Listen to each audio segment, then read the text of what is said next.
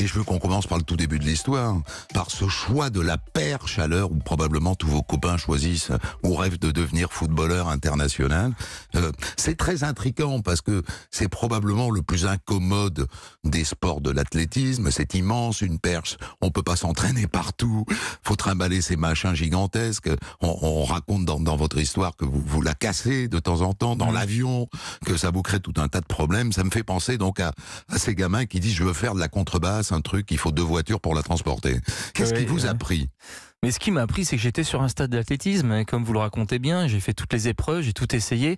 J'étais un peu doué, pas un crack en tout, mais je me débrouillais bien et surtout je comprenais le geste assez facilement dans les autres épreuves.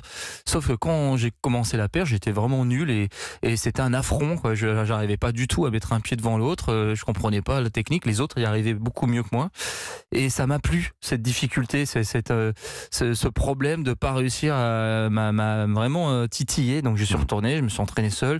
J'ai fini par réussir à sauter du mauvais pied d'impulsion. Enfin, c'était un peu... Lonzoni, il vous envoie pas vers la perche parce qu'il y a peut-être un manque de vocation pour la perche aussi. Il m'envoie à la perche parce qu'il sait que je suis enthousiasme, casse-cou, un peu téméraire, donc toutes les qualités qu'on aime bien voir chez des jeunes perchistes. Et donc il s'est dit, lui, il faut qu'il essaye, quoi. Il faut qu'il essaye. Et avec les qualités physiques que j'avais développées grâce à Gérard Lanzoni sur les autres épreuves, tout de suite, rapidement, j'ai eu des facilités, quoi. Ouais.